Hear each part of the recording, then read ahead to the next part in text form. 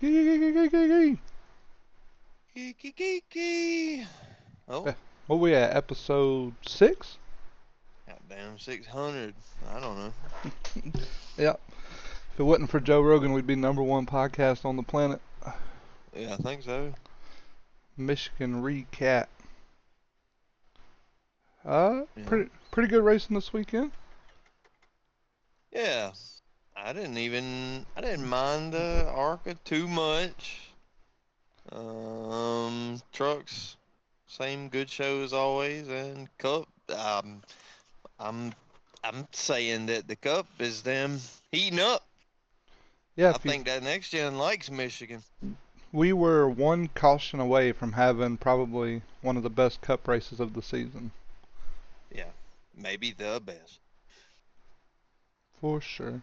But before we get started, as always, please subscribe to the YouTube, join the Discord. Every race live streamed in there, so I know there's 2 races left on Prime. I see a lot of people on Facebook bitching and crying about not having Prime. Easy fix. Just go on over to the Discord and you can catch it for the free. Yep, we'll be live streaming all the races. All you gotta do is sub to the channel and hit the Discord up. And there's all, Smash the like button. yeah, Damn. comment. What Tell us else? that we're idiots. Please. Not even for the sake of the YouTube videos or for the YouTube channel, just to start an argument. It's fun. Yeah. I'll bring you on the podcast and you can tell me why I'm an idiot.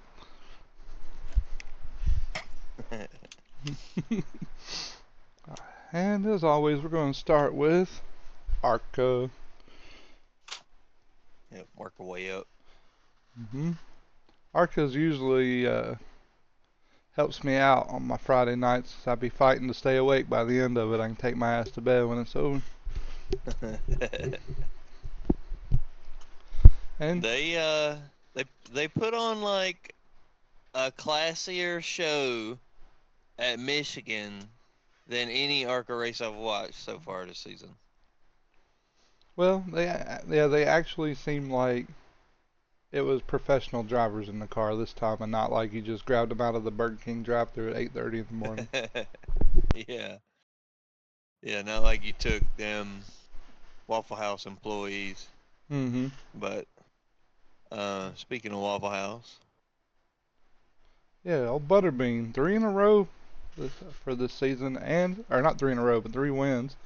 And I found out that it's his rookie season, so it's pretty yep. fucking good. Yeah, put that man in a real car soon. Let him win his ARCA championship, but then give him a ride. Somebody. Ooh, maybe he can get in that the Dodge when the truck opens up. They're looking for drivers. Yeah, hell yeah. That'd be awesome. But we had Corey Heim subbing in for somebody in the ARCA race, so I thought for sure that he was going to win.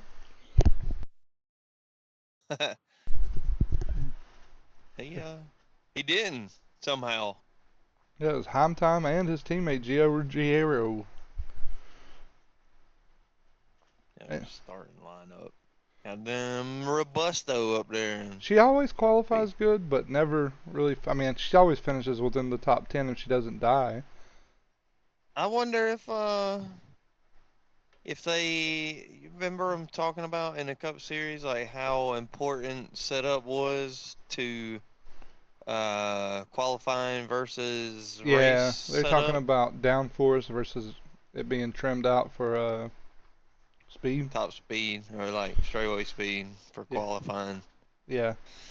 I wonder if that had anything to do with how ARCA turned out.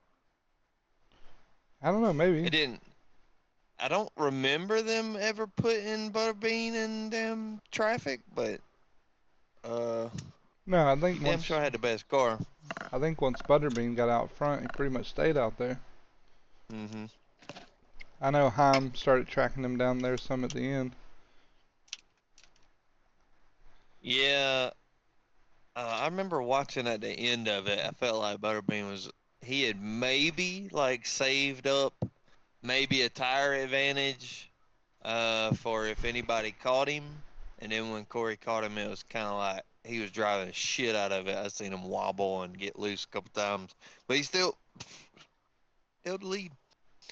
Yeah, I mean, I think that says a lot.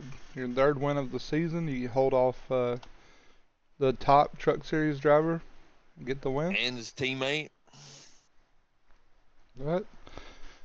And then, as always, the fucking gaps, man, in ARCA kill me. Like, look at from the top four back, only 9 cars on the lead lap, and 8 and 9 are barely there. Another 2 laps, they'd be lapped.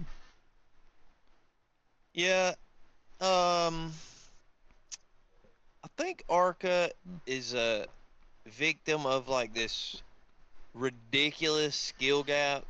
Like, all the series have like 5 superstar drivers, or 5 to 10 ish, maybe. But like in ARCA, because it's like your doorway to NASCAR, I think you got those same 10 fast people every time they come to the track. But then, like, let's compare it to iRacing.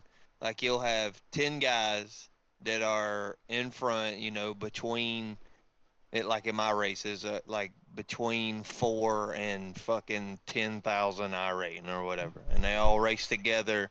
There's definitely skill difference between them. But then if it's a single split, you got guys in there that are like 1,200, it's 500, but it's one split. There's only one ARCA race, so that's what you get. You get guys that can't even stay on the lead lap, Some of it's and bad. shit. From 11th to 13th is 4 laps down. And there was no Yeah, wrecks, so it's not like anybody wrecked and they had to bring a caution out. It's just it stayed green, and that's what happens when ARCA races stay green. There's going to be about 8 cars on the lead lap, and I don't know. I don't know what they can do to fix it. So I believe yeah, this is like your next step, after your local dirt tracks is ARCA, and you're just putting people in a ride and hoping they got what it takes.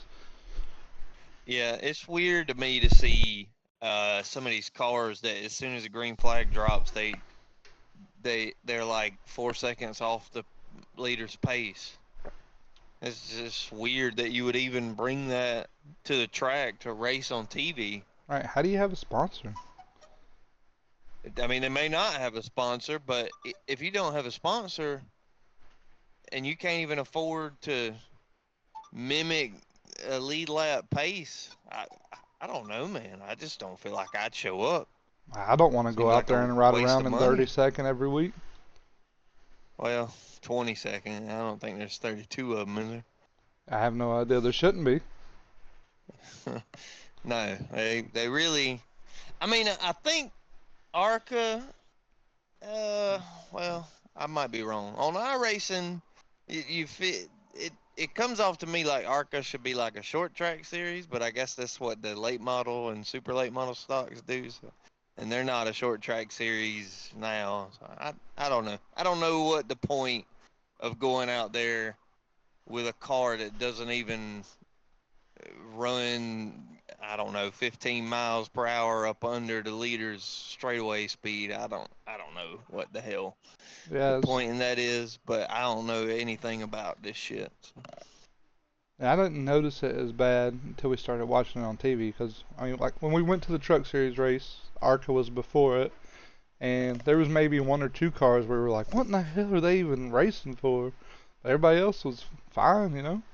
But then you get to watching it on TV, and it's like that every week, where it's 5 to 15 cars that are like, "Why are we even out here? What are we doing?" Yeah, yeah, I don't know. Or maybe some of them do got sponsors, and that's the only reason they're on the track is so that sponsor gets some damn TV time. Who knows? Yeah, I think there's also a lot of, "Oh, there's old Jimmy. He damn cleans and refurbishes carburetors on the side down there at the local picking pool. He's out here living his dream, racing the cars." Yeah, who knows? I don't know how these teams build these cars. I know that some of the bigger teams do have cars.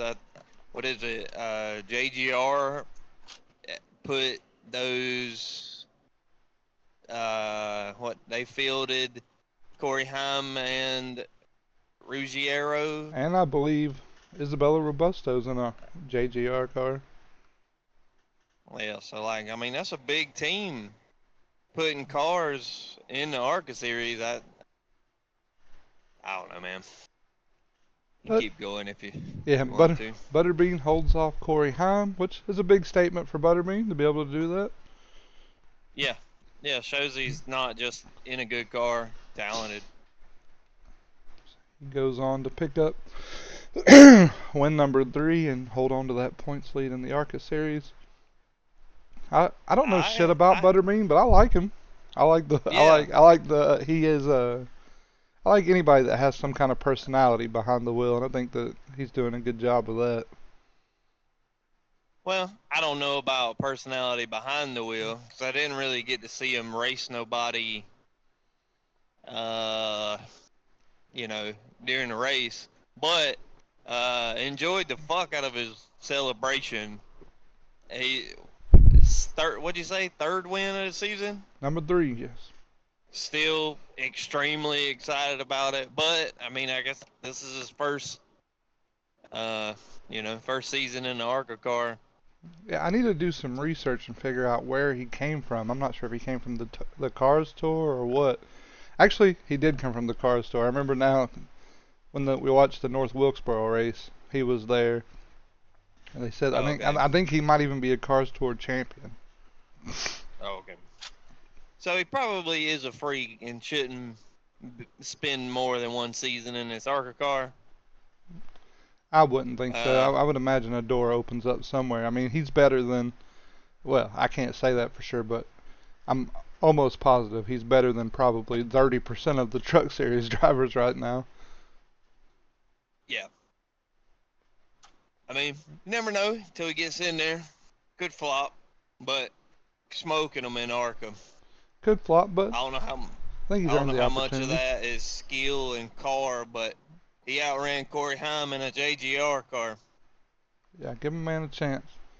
And then one of my favorite things is we get to all go to Waffle House and celebrate. I like Oh, that you he got goes. a picture? I like that he always goes to Waffle House. He's got the damn trophy in there with him, It's badass, man.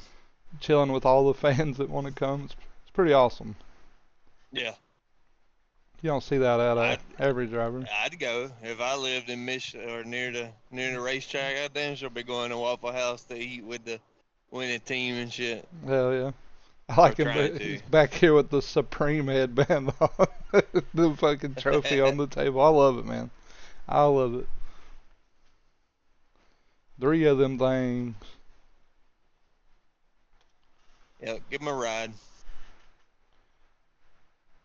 Craftsman Truck Series was awesome. Yep. Yeah, some damn bad luck for my boy, but good luck for this guy. Yep, Stuart Friesen is going to end up picking up the win. But don't leave yet. Stick with us on the journey of how he got there because, man, there was some crazy stuff that happened in this Truck Series race. Yeah, it was chaotic. Very very chaotic compared to ARCA and Cup. Here's a quick look at the I points coming into the race.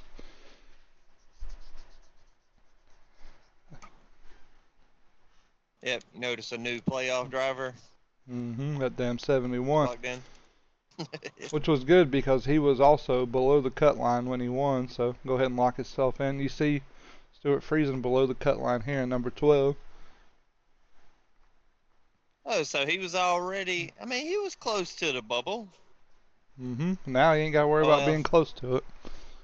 I mean, I guess not that close.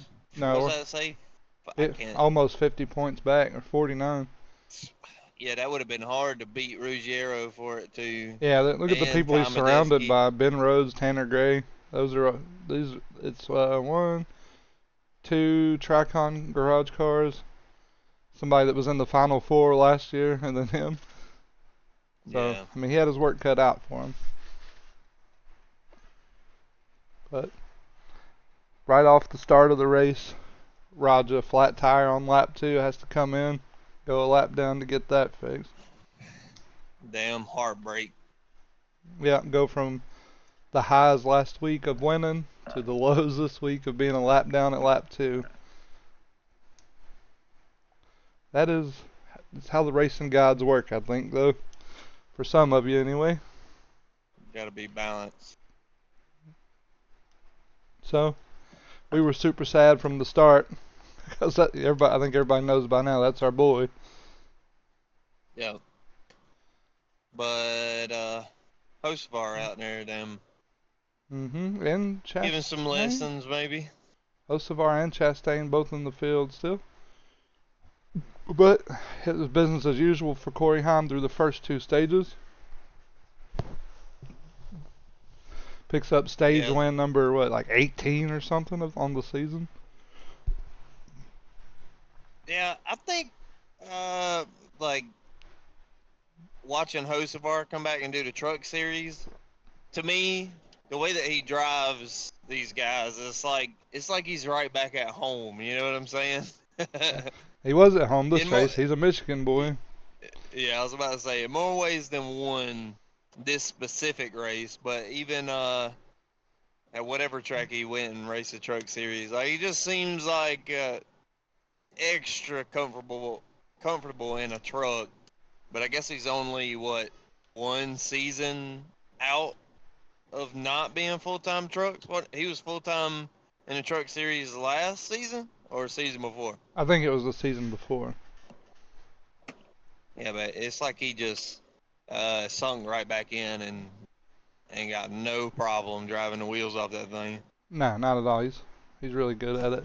And then this is the 11 pit crew. Watch this guy. They're down here in the bottom. Watch the guy get on his horse here. He had 2 really funny moments.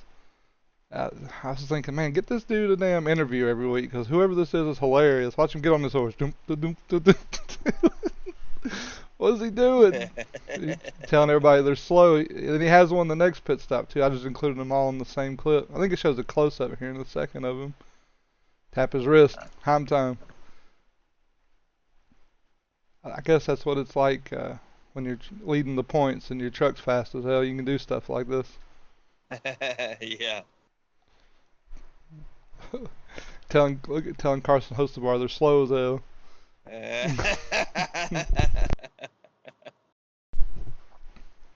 Heim time, baby. He turns. You can read his lips. He turns around, mouth. It's Heim time, baby.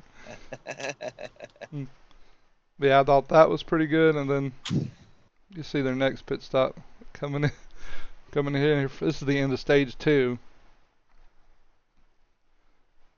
So Heim won both of the first 2 stages? Heim wins the first. I got the slides next. I just put the pit crew thing in the same slide. But yeah, Corey Heim, in true Heim time fashion, wins the first 2 stages, and his crew gets him out first. Yep. So now we just beating this damn record down even further. Yeah, it's almost 1,000 laps led on the season, which is ridiculous. Will there ever be a damn truck driver that has a season like this again? I think it shows him again. The front tire changer still out there talking his shit. I'm pretty sure that's who it is the front tire changer. I hope he's not the tire carrier or something. That would be embarrassing. It's like, bro, you barely do anything. I mean, look at him. Tires. Yep, it's Heim time, baby. Hey, well, he knows where the damn camera's at and everything. Yeah, get that man a microphone. Need more of that. Need some more hype out there in the damn infield from crew members. Yeah, for sure. I like to see the pit crew talk their shit, because I know we've talked about it in a couple episodes now. people don't give the pit crew the credit they deserve, saying, "Oh, you can't claim a championship if you're the pit crew." Shitting me, you. That's bullshit. Yeah, it's a You ridiculous take. Even for me. maybe like 20 years ago, you'd have a foot to stand on saying that. Kinda. I still wouldn't agree with you.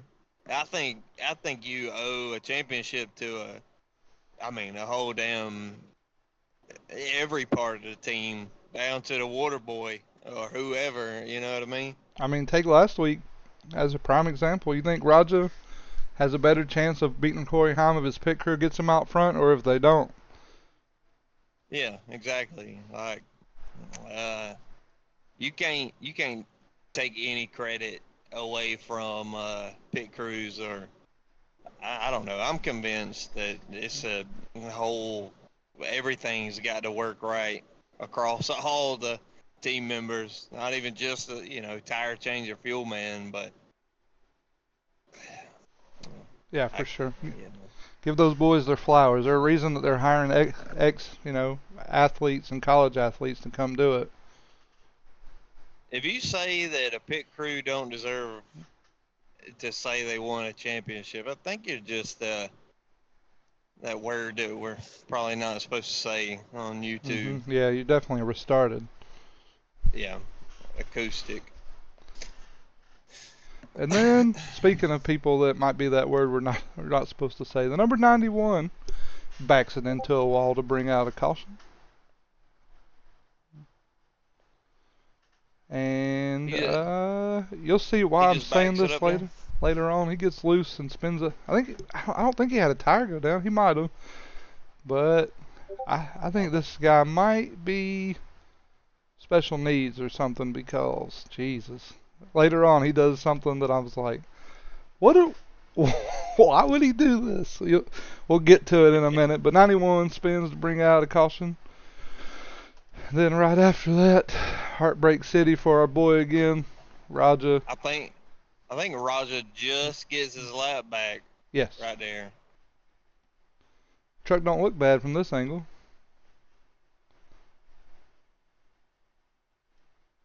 But that right side is pretty messed up. It's going to snap to the replay. There we go. Oh, this is that wreck. Yeah.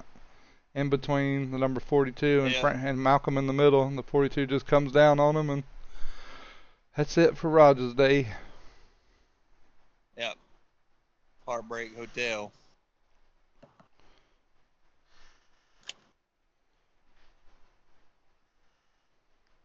Yeah, I think it's just being aggressive and putting them 3 wide, and you get back there with the damn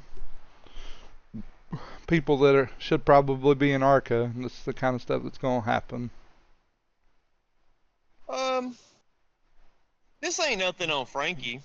No. Look at Frankie's left side. Super stable. It's the 42 on the outside. But at the same time, Raja probably had enough truck where he did not need to be that aggressive. Oh, for sure. But he knows we got to go. He was trying to go. But now he get back there with the damn,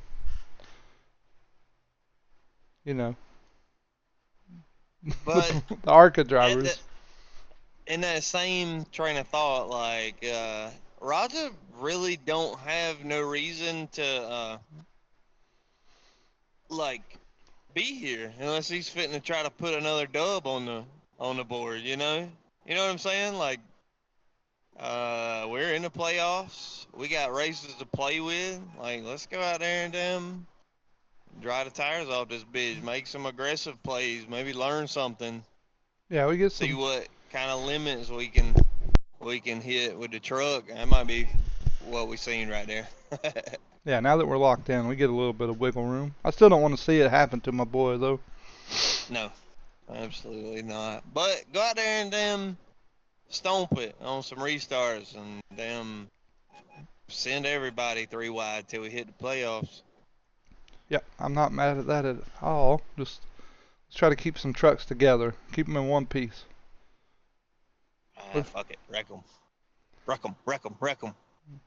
And that starts a string of bad luck. The O2 gets into the 2. The amount of pushed in ass ends on these trucks that we've seen was pretty funny, and they look ridiculous. Yeah, Lee, this man. It went from a damn F-150 to an Escort. Yeah, it's one of those little smart cars now. A Juke or a what are those little ones called? Where you barely fit 2 people in it? Isn't it a Juke? I think so, something like that. Also, anything but Amazon's coverage is awful because they barely catch the wreck on a camera. Like, they try like 6 different camera angles, and all you can see is the ass end of the wreck. Yeah. We are spoiled now with Amazon coverage. It is so much better. Yeah, I was than wrong about Fox Amazon. I was and pissed off about it at first. Like, it's bullshit. People are going to have to pay for it. They're going to lose audience. Well, this is the coverage that you get compared to Amazon. We should just go to paying for it. It's worth it. yeah. I heard some people complaining about dragging out post race show. I like it. For Amazon. No, not like, everybody's been wanting to have a post race show, but I've seen some comments about how they just are stretching it, dragging it out, not talking to important drivers or crew members or anything, just talking to whoever they can get. Huh, I mean, what's wrong with that? Nothing to me. I mean, if you're gonna have a post race show, you need to go straight to victory lane. Yes. I think. I don't think they did that this week, and that might be why some people are upset. Well, it's because Denny won and nobody cares. Well, I still want to see. I want to. I don't care who wins. I want to be there when they're getting out of the car and shit in victory lane. Being mad while somebody does that is part of the experience, I think. Yeah. Woo, that thing gets crushed in though. God. And I think that this next clip, if you were to talk to somebody who doesn't know anything about racing and you were trying to get them into it, and they were like, well, just show me, one clip that'll get me interested in racing. I think you could show them this next couple of laps, and they'd be like, oh shit. All right, yeah, let me watch. Like, this thing should be on a highlight reel somewhere for NASCAR for them to. It should be on their TikTok, everything they have on social media to get people interested, because this next couple of laps of racing right here is just awesome. It's like 5 trucks and a phone booth racing for the lead, racing like hell.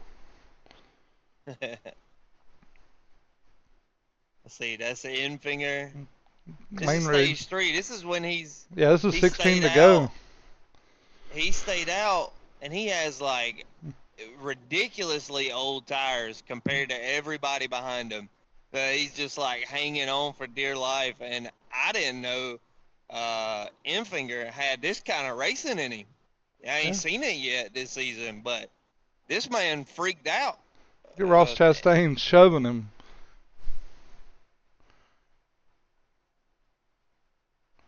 I guess it's just such good racing, man. Just waiting on a good run to take. Got it. We're clear-ish. Doesn't quite do it.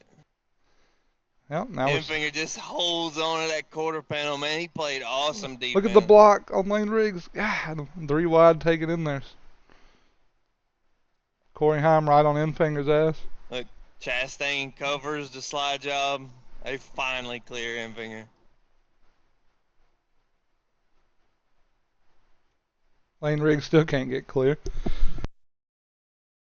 Is Enfinger throwing a towel, or is he going for a crazy move? Both of them. The patent. He got the 2-piece in straight. Yeah, the patent at Michigan side-by-side 2-piece. The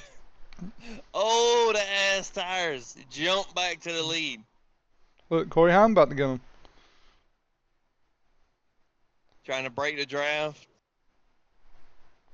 Now Heim's in here wanting to talk business. Golly, it was great.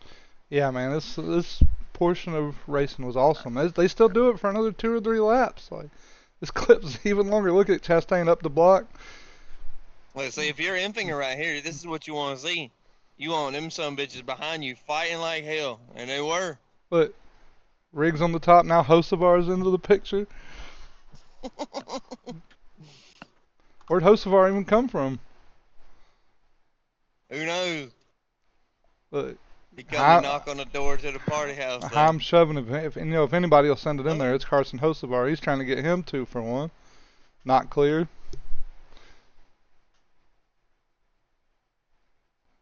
Look at this push that Enfinger's getting from Chastain. He can barely keep it together. Look, I'm trying to take him. Go for a peek down on the bottom. Push him into turn 1. Hit the slide job. Clear of it. I want to bring it up there. Clear. Enfinger hits that dirty air, and I think he's finally. Lane Riggs into the wall. I think Enfinger's finally cooked for lead pace right here, but. Ruggiero is able to get by Lane Riggs because of them. Look, Yeah, Hocevar gets Hocevar 2 for 1 on the bottom.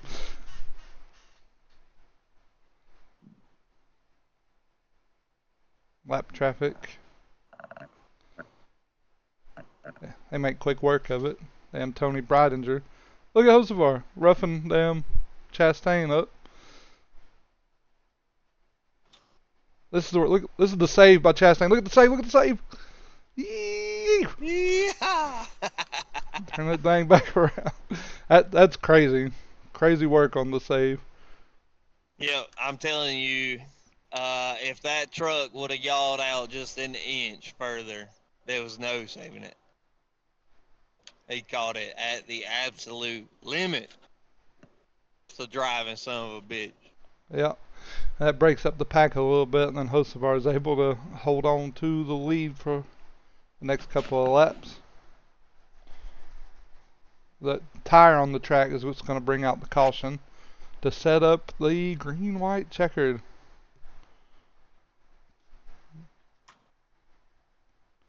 Hocevar has to pit because of a flat left rear from that contact with Chastain. So that hands the lead over to Gio Ruggiero. And we have another case of going late in the zone and everybody behind you anticipating that you're going early. Same thing we had from the Xfinity race last week. Oh, yeah, I remember Corey Heim's bitching about this shit. Mm-hmm. Yeah, well, we'll play the clip and we'll talk about it after, because I think me and you are both on the same stance of that's on everybody but the leader. The leader can go whenever the hell he wants to. Stop trying to anticipate it. You can't get mad at the leader because he doesn't go at the start of the restart zone. Chastain knows. Like, Chastain doesn't fire off either. And they both get killed for it, but I mean, the leaders did nothing wrong here. Yeah, they killed Chastain. And that's going to take out all of the big dogs.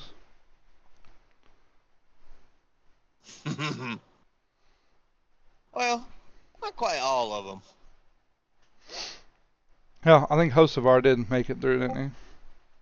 Yeah, Hocevar made it through. And then everybody else was pretty much dead.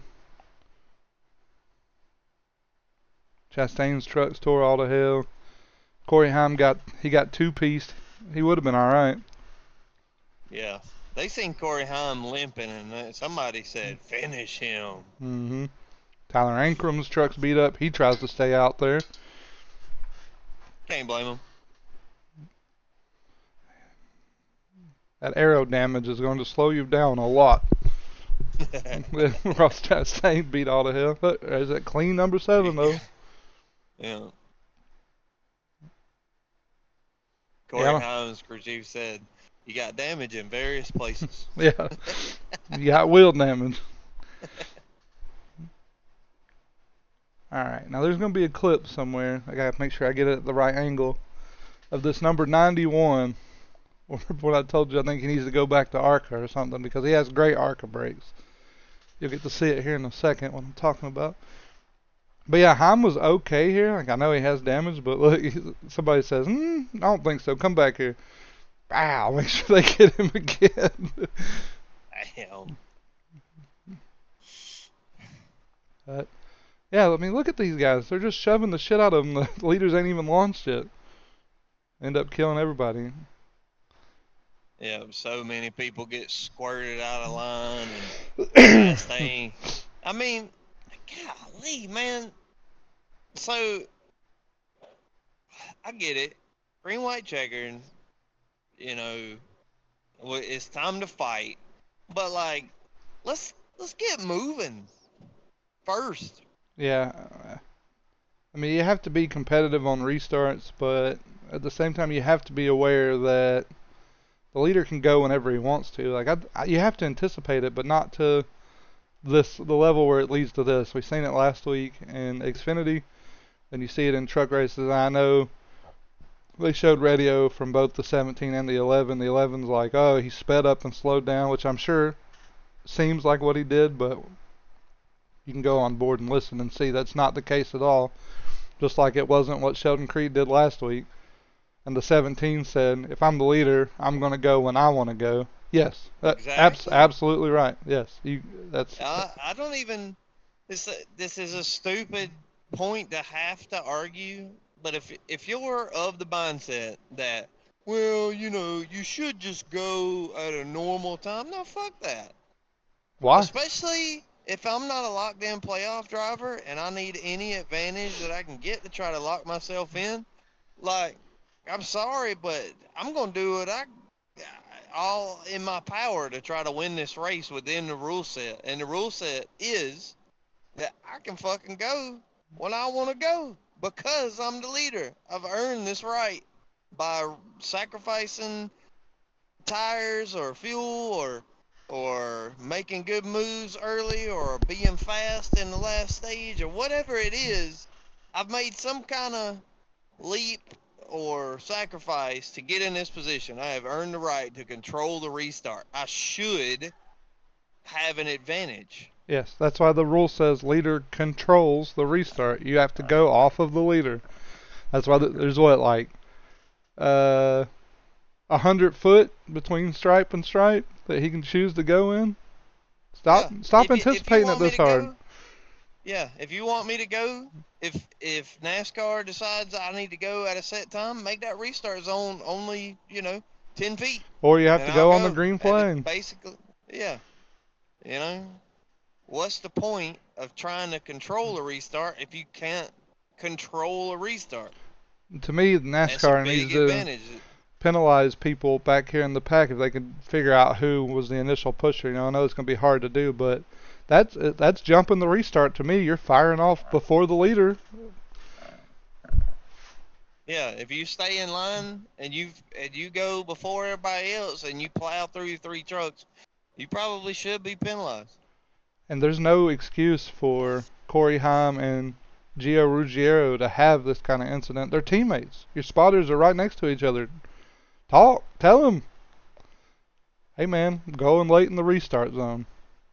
Yeah, he could have did that. Well, but he don't have to. No. He don't have to. Does not have to.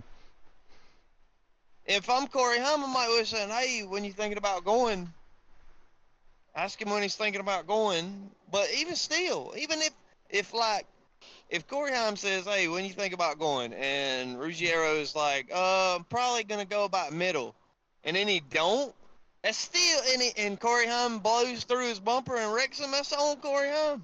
Yes. Don't matter what anybody says. Something could have happened right there in the moment where he decided to go late instead or early instead. It's stupid that it's even a conversation carrying over from the Sheldon Creed shit. Because if you're a leader, you go when you want to go, buddy. That's what I think. I think there's a few bad takes going on in NASCAR, and this is one of them that I don't like that people have been talking about.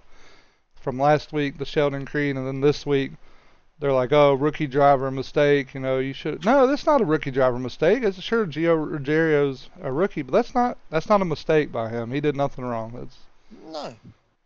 But I'll tell you who did do something wrong. Take a look at this 91 car back here. Hopefully he wears that helmet every day because he needs it. Watch when they start wrecking him. Just watch the speed that he bulldozes the two cars in front of him. He's right here. Watch. They start wrecking. Now watch him get into it. What's he doing? What is he doing? No, he seen it. He was the one. He got the call. He seen Corey Heim going around, and his spotter said, "Finish him." Man, he just pushes the two cars in front. Look at him up here. Watch him. He just snow plows them. Ends up killing himself and the two in front of him. They were checking up for the wreck, and he said, I don't think so. Not this time. Yeah, he said that checkup's going to be between you and Jesus because I'm going. This sets us up for a triple overtime thriller.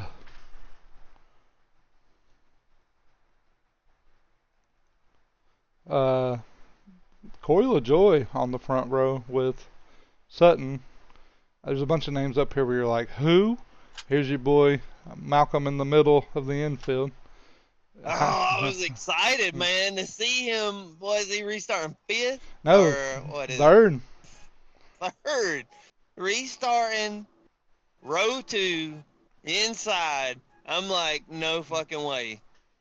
Yep. Are we about to get a Morgan and Munez dub today? I wouldn't have been mad, but then Carson Hocevar right behind him, and I know Carson Hocevar was cussing like hell right here because he either pulls a iRacing and starts in third, or he just completely misses the gear. It doesn't even show it at a good angle, but no, it does not show it at all. By the time they go back to the field, yeah, why are we looking at the crowd on Frankie, a restart right here? Yeah, Look, Frankie's already. Look. What's he doing? Oh, way back here. And I think that's what got Hocevar his restart violation because he eventually just went around him.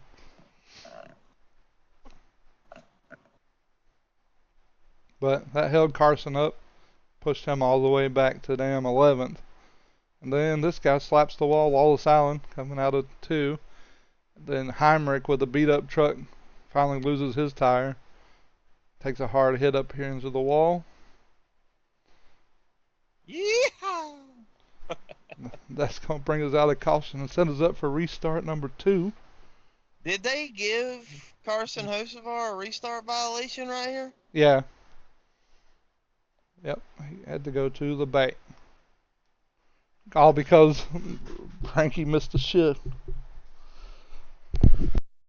Or something. Who knows what the hell actually happened with that damn truck. It's definitely a driver error, though. I would imagine. Poor Frankie. I don't think he ended up finishing horrible.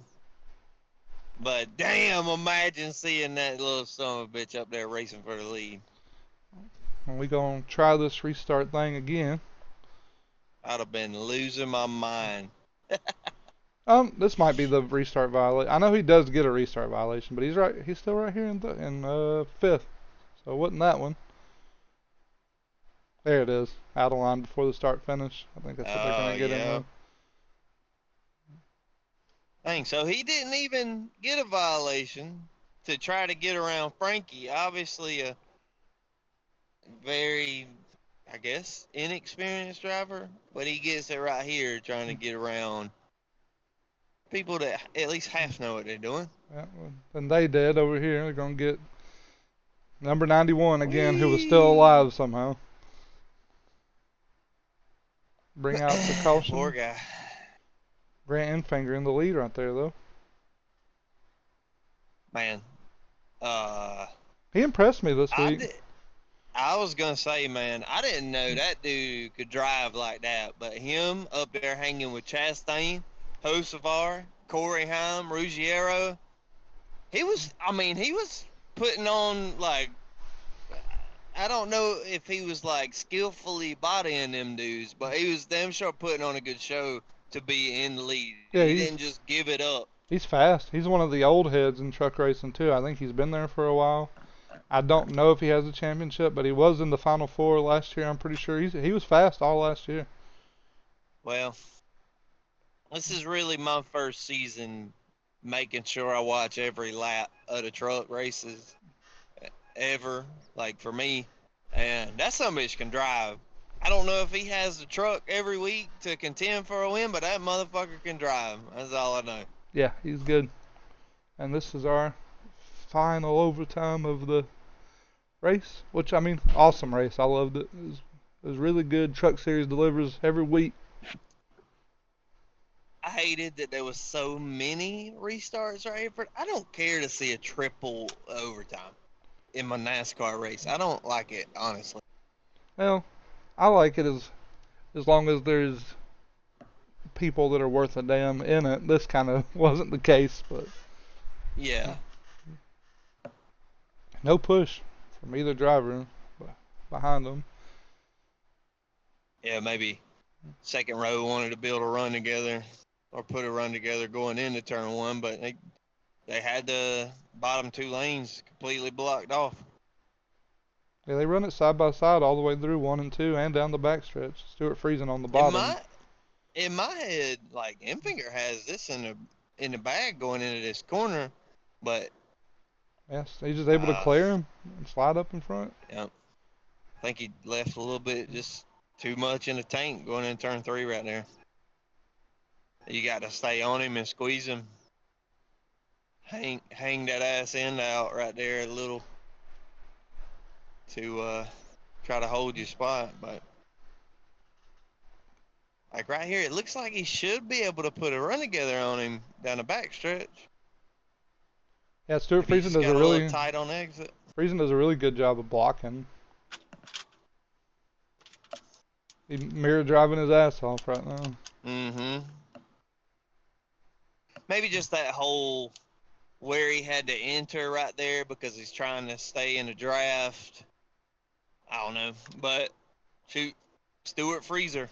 Yep, shout out Stuart Friesen and the Guineas for us for the damn win. Yeah. Who the fuck is that guy? Yep. Finished second to Kyle Busch at Atlanta, so I think he's just good at these longer, fast ovals, maybe. Yeah, maybe he can see the air. Actually, I think he's just lucky that all the freaks, all of them, got knocked out. Yeah, Um, the only person that you hear of on a regular basis that finished in the top 10 was Enfinger, Matt Crafton, and Chandler Smith back here in 8th. Lane Riggs and limped his way into 10th. yeah, I think Majeski wrecked early or had something wrong I early in this Yeah, I don't even remember his name race. getting mentioned the whole race.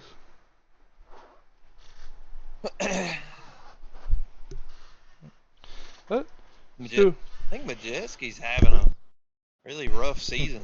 yeah, he might have the championship curse from winning it last year. Yeah. But the number 52, who'll not do anything for the rest of the season, more than likely, goes on to get his way into the playoffs. I'm not mad about it. No. No, I don't know. I think he's Canadian. Yeah. I mean, so wins in Michigan. So As close as you can get. Yep. They played the damn Canadian anthem all three races, I'm pretty sure, or sang it. I know the same lady sang it for the truck and the cup race. Yeah, they did. And that's going to be the equivalent to Harrison Burton winning Daytona last year. You know, we're happy for him, but more than likely nothing's going to cut him out of it. We'll be the first ones cut from the playoffs. I don't know if it's quite that extreme of a upset, but definitely an upset. Yeah, they told Harrison Burton, hey man, you won one of the biggest races in NASCAR. Now take your ass to the Xfinity League and see what you can do there.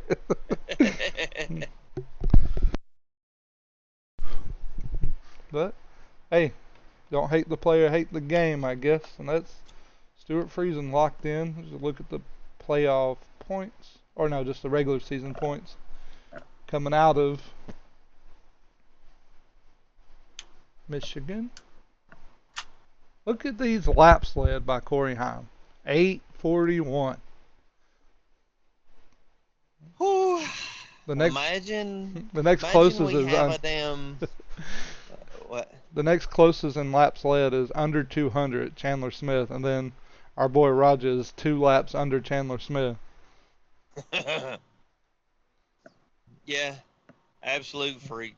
Yeah, more than 4 times the laps led of the next driver. Yep, I think it's double all other drivers' laps led combined. I don't know. There's a 188, there's a 186, 143, 102. Oh, maybe it's closer. Yeah, it's pretty sad that you'll have to add multiple people's laps led in the top 10 to catch him. Yeah. Ridiculous. Yeah. But that's just how it is right now. You got one freak in the crew, in the truck, these truckers, as they say. You got one freak in the bunch. Yeah. And then we had a big announcement during the truck race, but I think we got spoiled earlier in the week. How about Dodge coming back to it? Is it Dodge or Yeah. is it Ram? It's not the same thing. I don't know. Why is there not a damn Ram on the front of the? I mean, I guess that's just a rebrand. They copied that from Ford, I reckon. Ford's always had the blue oval, but then I guess the Raptors, they started just putting Ford on the front. Or Raptor across the front of it. Yeah, I don't remember last time Dodge was in there what their truck looked like. I think it did just have like the decal Dodge front end, didn't it? The little four grill. Yeah, but it looks cool. Yeah, I'm not mad about a fourth manufacturer getting in there either, and I hope it opens the door. Give our boy Cletus a ride. Get Butterbean in one of them things. Yes, Butterbean for sure. Cletus is nowhere near ready to be put in a damn truck race, but put Butterbean in one for sure. I think that would be, if I'm Dodge, that's who I'm looking at for it. I think everybody wants Cletus to do it, which for the name, whatever. But put Butterbean in it. He's probably the most deserving person from the ARCA series, from what we've seen this year. Yeah, I don't see a better prospect out there, unless you're going to flip flop around current truck drivers or whatever. Which I'm sure there'll be some of that too. People that lose their ride. What did Eric Estef, whatever his name is, out of the groove? He was saying Thor Motorsports, or there was another organization in the truck series that keeps flip-flopping manufacturers, that some of them might go to Dodge or Ram, but whoever does it, put Butterbean in behind the wheel of one of them Rams. Yeah, I'll be disappointed if I don't see Butterbean in one. And if you're Butterbean, I feel like that no-brainer, you take that opportunity. Don't run another season in fucking ARCA if you don't have to. Yeah. Especially if you win an ARCA championship, or even if you don't. Go get in that Dodge if they give you the seat. Yeah. I don't see how he doesn't win the ARCA championship, but who knows? Anything can happen, I guess. Yeah, for sure. And no Xfinity this week, so it takes us to Cup. I don't even want to talk about it. I do. I'm a huge Ohio State fan. Yeah. I'm just kidding. Yeah, if they didn't have the name in it, you wouldn't be able to tell me where they played at. No, I like the Denny trolling everybody, but I hate Denny Hamlin. Inside the car, I love his podcast. I like everything that he says. The majority of his takes I'm okay with. I just don't like that little priss pot in the car. I think I don't know what all clips you got in here, but I think we find out that some drivers we don't never hear Chris potting around doing a little bitching, a little moany groany boo-hoos through this race. You Which, see a different personality sometimes when they let that radio stream come through on the TV. yeah, for sure. This was a look at the points beforehand. Playoff grid. What we see in there? I Hmm. see this. The one thing that sticks out to me is the people that are above the cut line that don't have a win. So I think Chase Elliott, as long as he can consistently put together, top 10 finishes or collect stage points, I think you'll see him in the playoffs no matter what. But Yeah. Chase Elliott, Bubba Wallace, Alex Bowman, Chris Buescher, Kyle Busch. So there's a string of road courses coming up, and they are all pretty decent road course drivers. So I think that the next couple of races, don't be surprised, maybe even this week at Mexico City, don't be surprised if you see one of them lock themselves in with a road course win. One of them out of those, out of the Yeah, people inside the bubble. yeah, out of the people inside the bubble. Chase Elliott, Bubba Wallace, Alex Bowman, Chris Buescher, Kyle Busch. They're all decent road course drivers. I'm gonna give you a prediction. I see you having one of those Trackhouse or uh, you have a wild card win at least one of the road courses. Oh, I mean, SVG is going to be the overwhelming favorite going into road courses. Yeah. You're gonna see him or maybe like a damn, I don't know, an Almendinger or let me think. I don't know. You're gonna see one of them get won by a wild card, somebody outside the top 20, and then you're gonna see Kyle Busch leapfrog Chris Buescher, Alex Bowman, and Chase Briscoe. I think that Alex Bowman has to win a road course to get in. The string of bad luck is awful. I don't think that if he doesn't win a road course, I don't see him winning any other race this season. Which he won Chicago Street Course last year. Yeah. And we got Mexico City and then the street course. No, Mexico City and then Pocono. No, I mean, like that's the next road course after Mexico City. I believe so. I think it's because we have the street course and then either Sonoma or Watkins Glen back to back. I don't know. I think you're gonna see Kyle Busch leap over some of those guys, potentially tied up with Bubba Wallace. Yeah. So in the next, let's see, couple of weeks, we're going to go to Mexico City this week, Pocono, Echo Park Speedway, not Atlanta, Echo Park Speedway, and then Chicago Street Course, Sonoma, back to back. So there's 3 road courses in the next 1, 2, 3, 4, 5 weeks. And then what? We got one more race before playoffs. What's right before, or is that the end of the regular season at Sonoma? No, you still got Dover, Indianapolis, Iowa, Watkins Glen, Richmond, Oh Daytona. shit. Oh, Daytona is the okay. last Never mind. race of the regular season. That's right. That's right. But That's right. you do have Watkins Glen 2 races before the playoffs. So don't be surprised to see some of these out of bubble drivers lock themselves in and take up a position in the playoffs. Yeah, Yeah, that's because that's what I'm saying. SVG is definitely going to win a road course, but I don't know that he's going to win Maybe. all 1, 2, 3, 4 of the road courses that we have before the playoffs. No, I don't see that happening. Nah. So But if he wins them all, that I mean, highly unlikely. But if he was to win them all, I don't. Who's knocked out of the playoffs here? Chris That's Buescher? currently in. No, I think Chris Buescher's going to win a road course.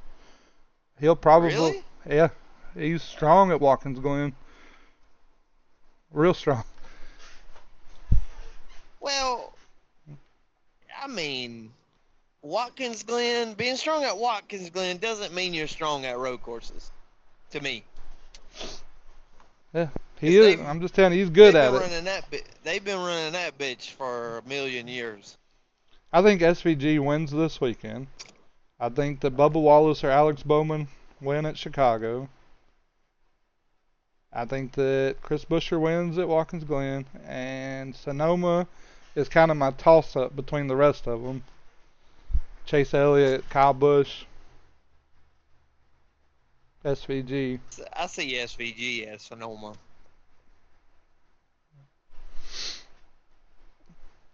But 2 in a row, right? If he wins that, didn't he win last year at Sonoma, Xfinity and I Cup? I believe so. Yeah, it's one of the road courses that he won back to back.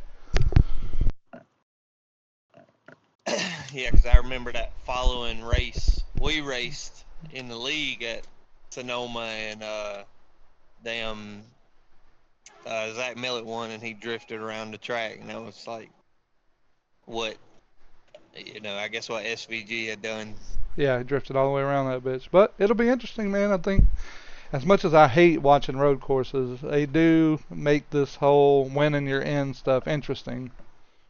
Yeah, I don't really care to watch it too much live. Give me the highlights. Tell me who won. Probably good on a road course.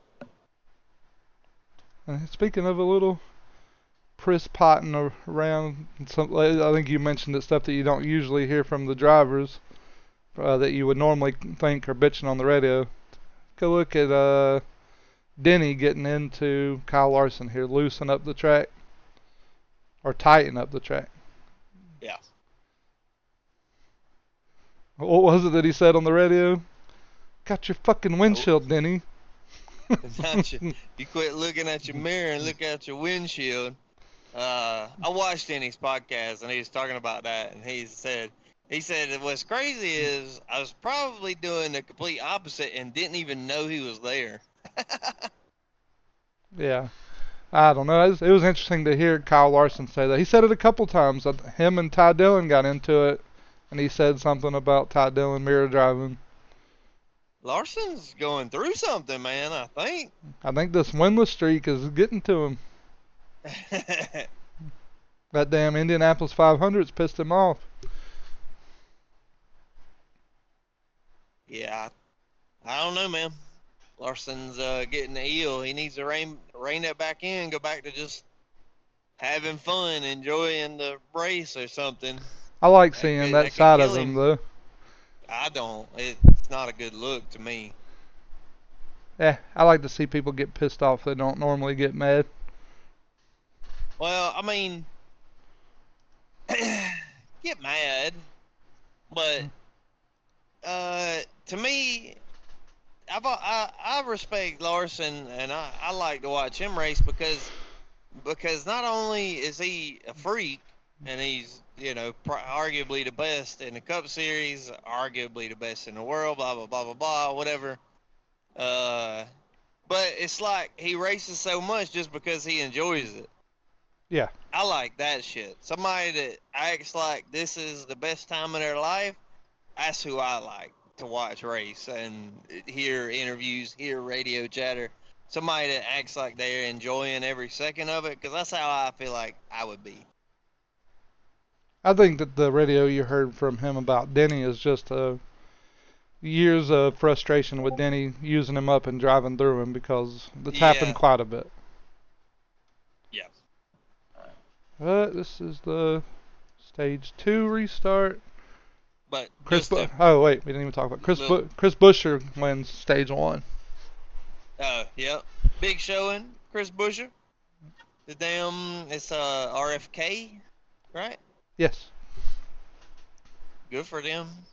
But just one the little thing about Denny Hamlin. I didn't see like Denny Hamlin got absolutely bullied and used up on that restart, and Kyle Larson had a massive run on him. I don't think Denny did anything wrong. He was No. just trying to get back in the groove, and Yeah. Larson just had a huge run. I don't really think he was mirror driving or doing anything I don't either. really I think that aggressive or nothing. I think Larson's just anytime Denny rubs him, he just automatically assumes it's Denny trying to kill him again because he has done it in the past. Yeah, I can see that too. Also, something that we didn't talk about, just looking at this final top 10 of the stage. Chase Briscoe, 3 poles in a row, and then never does anything with it. Yeah, what did he get? He was 10th at the end of this one? 4th, Or but I think it's the last time that he's. 4th, okay. I think it's the last time that he's in the top 10 on a stage. I don't know, man. It's like we're fast in qualifying and then suck during the race. I don't know, man. I don't never see Chase Briscoe do anything cool, fun, fast, nothing. It's like he just keeps qualifying and he's placed on the field in defense mode. Yeah. But, I mean, 3 poles in a row. We're fast, obviously. We just got to figure out how to put a race together. I feel like a pole at Michigan means about as little as a pole at Talladega. Unless you are just way out of range for other people to keep up with you. I don't feel like that pole means shit at Michigan other than you got a good position to start from. But shout out to damn Chris Buescher. The stage win. Yeah, do your thing, buddy. There ain't many Fords that we like in the field. No, I like Chris Buescher. I like Josh Berry. I really like the whole RFK team. Yeah, I was gonna say it's like 2 or 3 that definitely don't like. Glad that one of the Fords that we do like was able to get a dub or get a stage win. Of course, Brad Keselowski stalls it in his box and has to go to the start in the back. I mean, he was already not far from the back, but Brad, somebody help my boy. Say a prayer for him, something. Damn, get my boy Brad some help because he's awful this year. It's so funny that is like the fan base blanket feeling. Everybody is waiting to see Brad get a win, show some speed, do something. Yeah, he just needs some help. He needs some milk.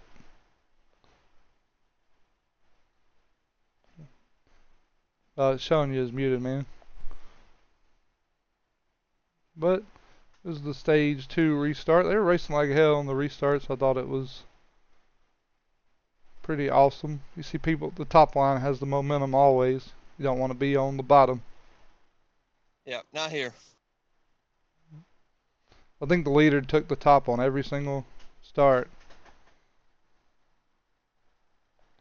There wasn't a single time that the leader said, I'll restart at the bottom. They was racing like hell, buddy.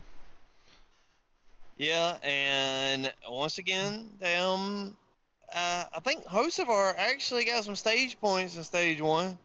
Yep, back up here in 3rd in this stage. Yeah, and he's up there racing up front, man. How long is it until the boy gets a dub? Hocevar. Well, with these road courses mixed in, I don't know. Maybe Pocono. I don't know how good Hocevar is on road courses. Hell, he might be good. Who wins first out of the next oval races, intermediates or long, whatever? Who wins first? William Byron or Carson Hocevar? Who wins first? Ooh. Damn, it's hard because Byron's been fast all year. Just can't seem to get a win outside of Daytona. Ran out of gas late in this one. Damn, William Byron is good at Pocono. I just don't know how good of a driver Hocevar is on road courses. I don't have a good I don't have a good reference point for it. Because William Byron's good on road courses too.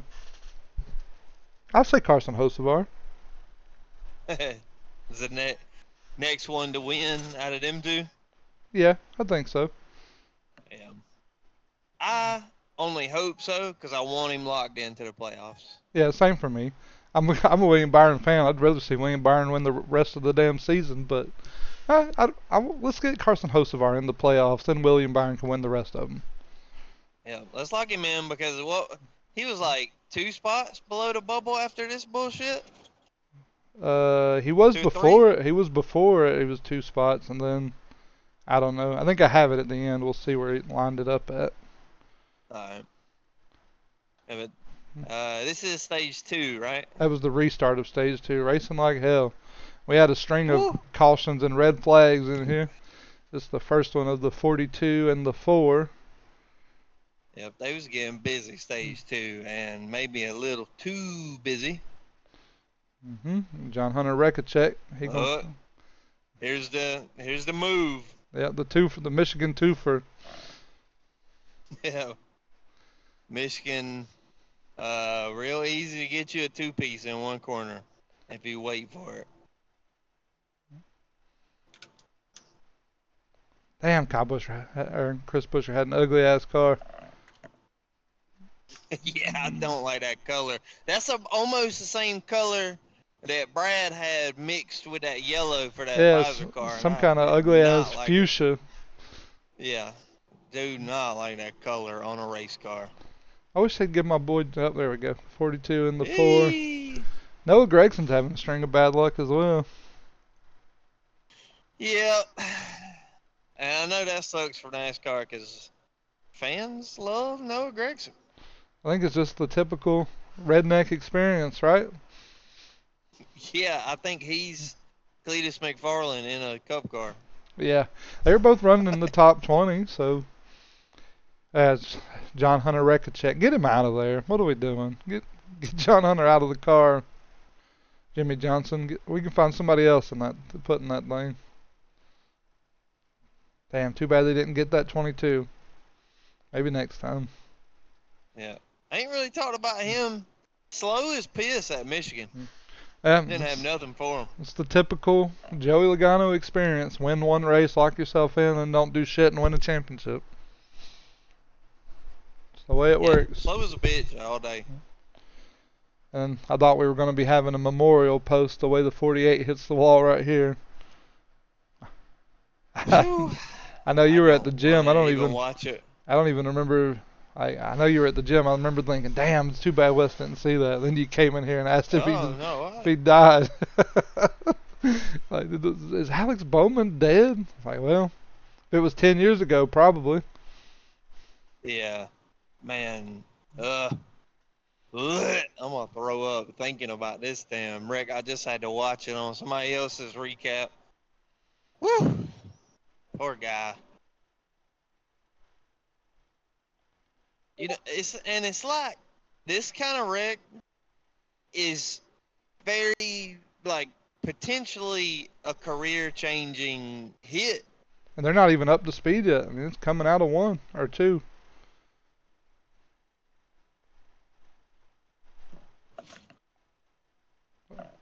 They're all over each other on these restarts. I guess they are up to speed because this is going into 3. Just run out of room. Did he just get right hooked by somebody that's wrecking?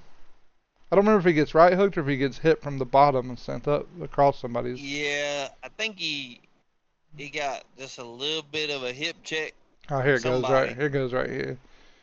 That's right. The 41 gets the two gets into the 41, who gets into the 48. Who Sam nosedives. I mean, his whole. We've been saying you need to be careful around SVG at these ovals because sometimes he does some silly shit. Austin Cindric might be somebody to look at by being careful around somebody. Yeah, he's. I don't know, man. Yeah, I thought for sure. I Dude, was glad to see the window net right here because I thought for sure they might be having to cut to a commercial to pull Alex Bowman out of the car. It was an ugly ass hit.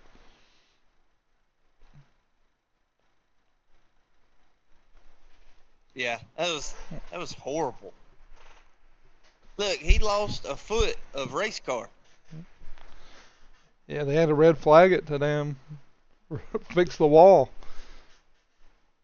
There's the boss. He ain't happy about it.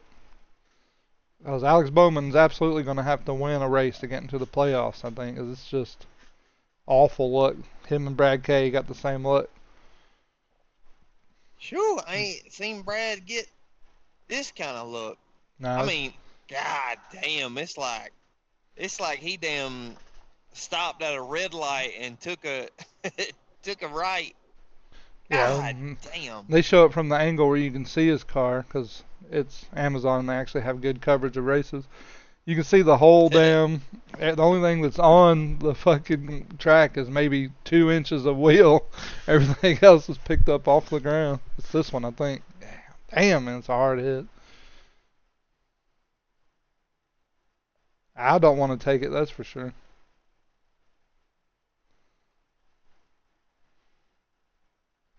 Ugh. Damn. I But they, mean, that kind of wreck, man. I imagine that does shit to you that you wouldn't imagine. Like your cage has been rattled to the max right there. yeah, it speaks volumes for the safety of the car, though, because they did a post-race interview with him. He's damn fine. He seemed fine, but I don't know, man. I feel like you're gonna have some kind of lingering something after that hit. Yeah, it'd be Whew. interesting to see what comes of it this week because he does have what's the word I'm looking for, a history of back problems from wrecks in cars. Yeah, he was just out of something for an injury, right? Last year, I believe so. Ugh, He does poor have a guy, man. history of back problems, so I'm sure that didn't help it any. No. Maybe, I mean, like, it's obviously a ridiculously hard hit. I want to think that maybe he had enough lateral momentum that it was, that changed it from like a, what I'm saying, a head-on collision with the wall. Instead of that, maybe he had, maybe the lateral momentum of the car made it not quite as violent for him inside the car. Yeah, But either way, he creamed that bitch. there He was creamed the like wall. very little time from I'm sideways to wall hit too, which I don't like. Sliding to the infield and you take a big hit, you at least have time to realize that you're gonna hit. I think that it was like a second and a half at most from I'm sideways to there's the wall. No, it wasn't no second and a half. It was about half of one, probably. It's definitely a hit that I don't want to take. No, no, I don't want to take no hit. Yeah, especially not that one. It's one of those that even hurts your wrist in iRacing. Yeah, yeah, for sure. And then here's I got a little montage from stage 2 of the Michigan 2 pieces that we like seeing. I know you were calling it out all race. It happened more than what I called it. But people just getting a big run on guys racing side by side and getting 2 spots for the price of 1. Wait, did Kyle Busch just get one, or is Bubba about to get But one? Bubba's about to get him and whoever he's racing right here. I think it might be Chastain. He ends up getting him 2 for 1. I Busch like is on seeing, Bubba's inside. yeah. Oh, yeah, he's getting this huge run right here. Yep. I like seeing it all I race, love man. it. We've seen it a bunch. See, that's crazy, too, because Busher was just on his inside. And Yeah, Busher's fast. top was just strong. But look, now Bubba's got Kyle on the inside. Oh, Yeah, maybe that didn't happen right there. ran them back. I think somebody's lining them up here. You'll see. I think this is Kyle Larson lining That's them up on the Busher. top. Hey, look at Kyle. Whoop! I'll take both of these. I guess, and then a little slide job in the 3. Yep, clear. Yes, sir. Damn, that shit was cool as hell. It looked like you. I don't know. You don't see shit like that at many of the racetracks anymore. Because of the aero of this car and because of the amount of horsepower and all the shit that makes this car have the damn That the works. well, I guess it is twerks, right? Like your twerk. What word am I trying to use? Anyways, I'm not sure you're trying to uh, use one. twerky. Yeah, your a twerk, right? If you're twerky, you got twerks. Anyway, the the weird shit that happens with this race car at some of the racetracks that make it shitty at some tracks, like short tracks or whatever, and it makes it good at really big multi-groove racetracks.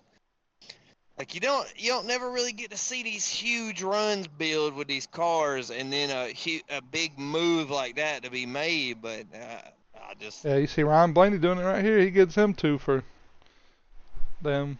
You get to racing yeah side by side. They gonna put it yeah. around you at Michigan. This it's crazy how much momentum the outside carries to where you're able to do that. It ain't even. I don't even think it's just like the outside carrying momentum. It's just the draft at. I Yeah, think once these cars get over about 165, 170, something like that, once they hit that speed, the drag just gets ridiculous. So if you're side by side and you're pulling each other back, the drag just slows you down, and then on top of that, if you're in the draft like behind somebody, nobody's beside you, and you're lined up behind the car in front of you, that draft sucks you toward them, and they're slowing down in front of you. All that together made for that two piece to just happen all race long, and I enjoyed the shit out of it. yeah. It's Michigan was awesome for that. It's the big runs they were able to. Oh, and it was awesome for this because the 12 spun out to end. Stage 2 wasn't mad about that at all. But yeah, it No. was. It's crazy. Fuck, at this point, just take the restrictor plate off at all the tracks because if it's going to make for racing like this, it's way more Right. exciting than watching them just too wide at Talladega with no moves being made for the win because they're scared of that drag. Yeah, I guess plate racing still has its place, but we we did that shit to stop killing drivers. But I haven't seen anybody take a head-on lick as hard as Alex Bowman, and he put the net down 5 seconds after a wreck. I think we're okay to take the damn. I think the car's safe enough that we can take the plate off for sure. We could take the plate off, man, and that way, now. I mean, try it at Daytona first or something. Try test it. Give them a little horsepower and test it for a race. And I mean, if nobody gets hurt, like I think we're good, man. At least take it off at Atlanta. Atlanta shouldn't be a plate race. If Michigan's not a plate No, race, Atlanta shouldn't be. Because I mean, they're doing 200 and like I think we seen them get to 206 or something here at one point. I think. I mean, it's hard to say. I don't want Atlanta to be a plate race, but like I'm trying to think. No bias. What? Let me try to realistically think about that. And like Atlanta is ridiculously banged now. Like, even without restrictor plate, they could probably still keep that bitch about pinned all the way around there just because of how aggressively banked and how grippy the corners are. Yeah, because Michigan is not like that. It's 18 degrees. I mean, it's not when you compare it to Atlanta banking. It's almost double at Atlanta. Yeah, that's what I'm saying. So, like, in comparison, Atlanta is faster than Michigan. because of how the corners are banked, and it's a mile and a half. Yeah, Michigan's 2 So, miles. so like, you have to slow the car down at Michigan for sure. Not, too terribly much, but you have to Yeah, slow the there's. car down to I make the don't. corner. I don't think we've seen any braking, but they were definitely having to play with the throttle in the corner. Yeah, so I don't know what it would look like at Atlanta, but it would be cool to let them run with no restrictor plate for like a damn exhibition 50 lapper or some shit. I don't know. Give us an event or some shit Yeah, do where they that. run with no plate. You're already fucking with the All-Star race, trying to figure out what to do. Flirting with the idea of a run what you brung. Maybe give us a damn. Make North Wilkesboro a points race. Give them a damn Atlanta no restrictor plate Oh yeah, Echo All-Star Park. race. Yeah, I would love that. And then if that is successful and you see a bunch of, you probably see some big wrecks. But I just don't see nobody getting hurt in his car no more, man. Yeah, nobody wants to see anybody get hurt in the car, but I think the car is safe enough to where it would just have to be an absolute freak accident for that to happen. Yeah. But that's Ryan Blaney spinning out to end stage 3, which, well, I'd love to see more of that. If you could just take the 22 and the 11 with you, I'd really appreciate it. The damn 34 gets sideways to bring caution out, ruins that race car. That's Hilly gonna, Land. yeah.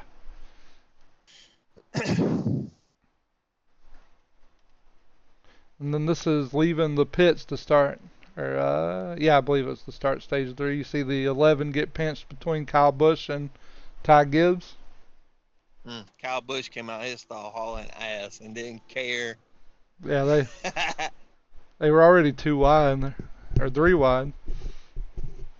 Yeah, pretty much 3 wide. I was hoping that was the end of the 11's day, but unfortunately it's not the case. I hate it here. And the 77 blows a tire from the lead. But before we get to that, we got to talk about Carson Hocevar because all race long, like all pre-race, were you able to listen to it at the gym where they were talking about it's been 2 fucking weeks now. It's where they're like, oh, he's an aggressive driver and eventually he's going to have to pay the piper. And I'm I'm tired of hearing it. Like this, I know when Carl Edwards raced and damn, what's his name, Junior raced, it was probably like that. But it's too kumbaya and pussy ass racing now for that to happen. There's maybe 5 cars in the field who will just send your ass for no reason. Hocevar, Chastain, Kyle Busch, Joey Logano, and Austin Dillon. I think that's the only ones that you have to worry about shipping you. Nobody else is going to wreck Carson Hocevar because he's racing them hard. It's just not the damn racing that exists today. You don't see that happening. If it's not one of Yeah. those 5, you can race people as hard as you fucking want to, and they'll be mad and talk about it after the race, but nothing's going to happen to you. Carson Hocevar is fine.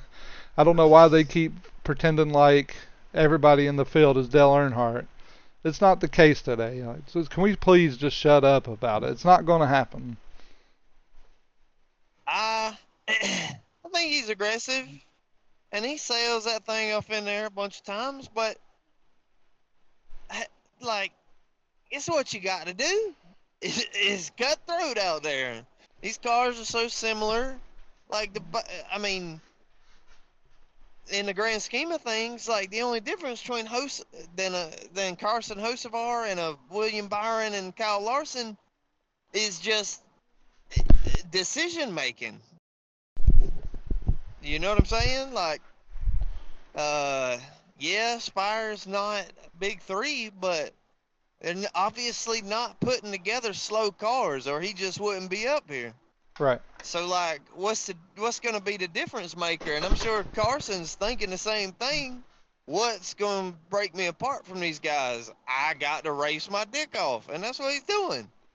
Yeah, I They ain't don't. nobody trying to fight him or damn take him out because he's making crazy moves or anything like that. Like a bunch of them's probably like, "Go ahead, young boy. I guess you got." You know what I mean? Like they're like, "Go ahead, wreck your race car," but he don't wreck. No. The only I reason he doesn't have a win yet is because of a flat tire this week and a damn blown engine at Charlotte. Other than that, I think those were good opportunities for him to win. I mean, here I think he was short on fuel. Everybody Yeah, was he short on wasn't gonna fuel but the win. 11. But I mean, please shut up with this. Oh, eventually it's going to come back to him. No, it's not. It's not. It's just not what. It's not He's what. It's not not doing racing. anything.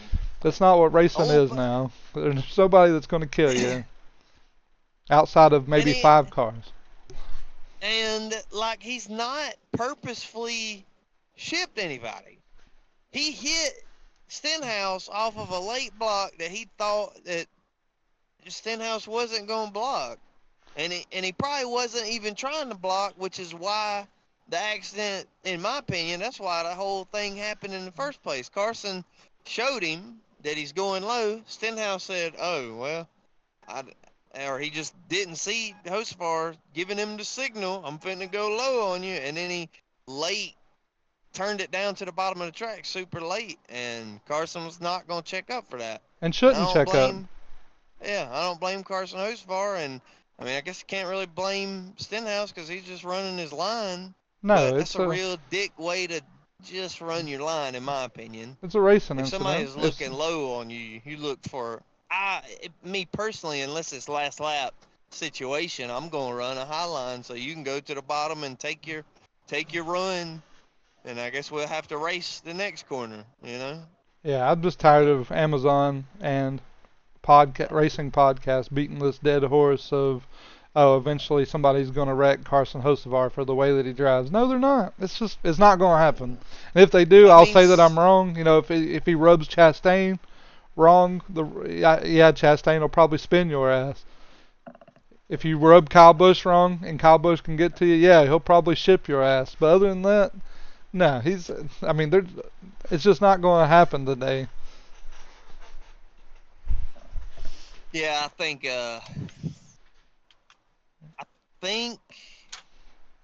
you'll see shit like that more after we're already in the playoffs and some people's already been cut. Then because like right now nothing's nothing hurts like already being in the playoffs and somebody like kills you on a cut on a elimination race. You know, so like even if say it's like Stenhouse, let's say he's actually mad and he's just waiting for the perfect time to get Carson back for spinning him out or whatever, shipping him. He's not, if he's waiting for the perfect time, if he's really this fucking crazy, he's gonna do it, like at Daytona or somewhere where it's gonna cause Carson some pain. But man, you forget there ain't no way they hold a grudge for that damn long, and it's already been in one race. Like I'm pretty sure they raced around each other some this race. Yeah, I don't know, man. there's nothing wrong with what Carson did, and like I said, nobody's gonna fucking spin him. Shut up about it. It's not gonna happen. Worst case scenario, what are they gonna do? Race him hard? Everybody should be racing him hard anyway. So I don't.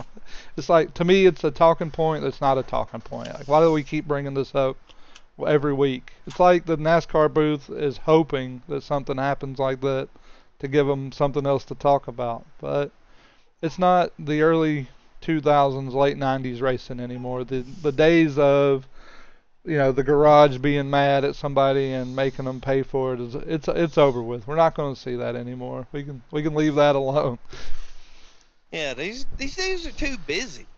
Like, got shit, Yeah, it's other not. shit to worry about besides wrecking somebody. Yeah, this isn't just racing anymore. It's it's a business. People are out there. They're businessmen now. They're trying to hold an image, and you're just not going to see shit like you seen back in the day today, outside of a handful of drivers. Yeah, and even like you said, Chastain and Kyle Busch, like and Denny Hamlin, like everybody's reined it in. I don't know what NASCAR's saying in the driver meetings. I don't know if there's been a sponsor meeting about attitudes and tempers and shit, but like you could tell at Wilkesboro, not Wilkesboro, yeah, Wilkesboro, the All Star race. You could tell Joey Logano wanted to throw a little temper tantrum when they interviewed him after that race, but he is like he was taking everything in his body to try not to cuss and raise hell by Bell winning.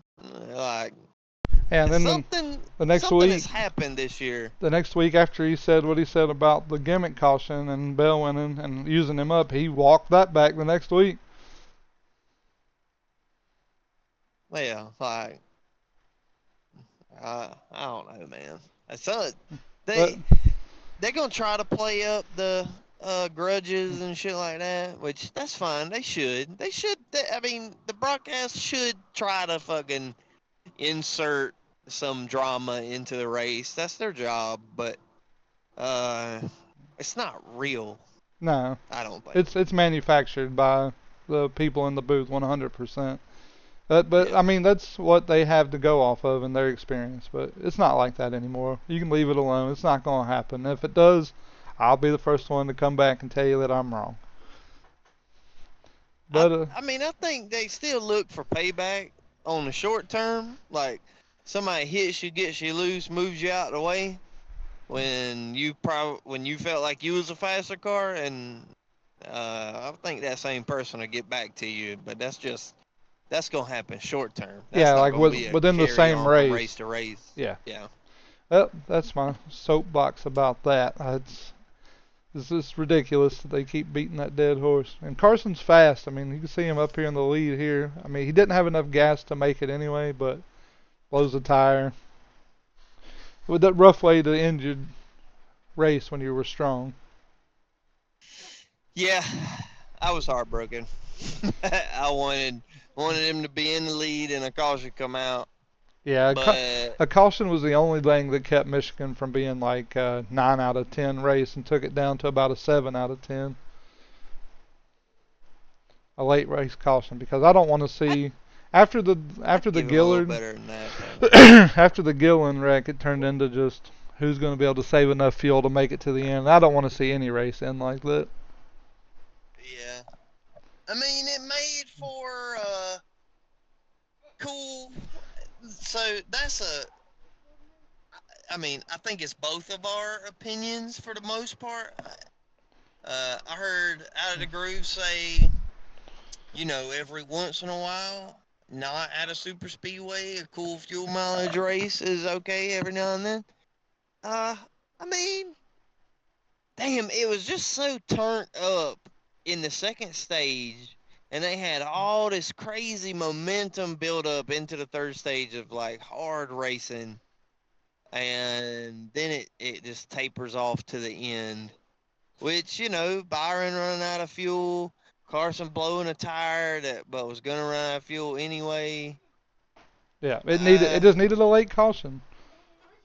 yeah, I mean, yeah, I think so too. Just the fuel mileage thing might have been cool for some, divided part of the crowd, but Yeah, uh, sure. There's I mean for something that everybody hates, somebody else loves it. It's if you like it's it's a give and take. For me, I didn't want it to end that way. I wanted to see a caution with like 10 to go or something.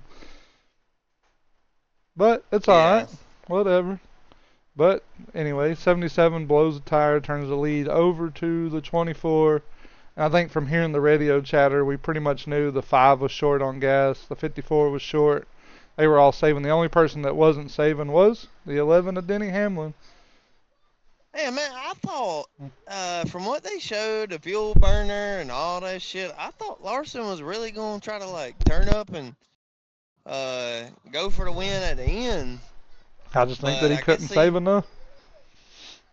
he didn't run out, so I don't know. Maybe his crew chief was just like, come on, let's just bring it home and Yeah, in take these top five or points. whatever. Yeah, I think that they had the opposite call of William Byron, who was, hey, once we take the lead, just run it, and if we run out, we run out. We're locked in. We got, doesn't matter. I think Kyle Larson Still, had the opposite of, hey, let's get some playoff points and finish in the top yeah, five, maybe compete for a yeah. regular season championship. And Byron had the most stage points all day. Yes. So like he's already earned his dime. I guess you can risk it for another nickel, I guess. Yeah. With the 77 blows the tire, turns it over to the 24.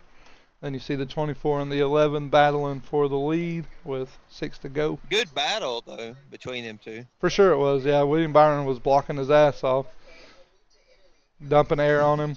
I mean, it was just Yeah, it was and trying to save fuel at it the same was it time. was really textbook defense. And then even when Denny gets beside him, they still battle for another lap or half a lap to a lap.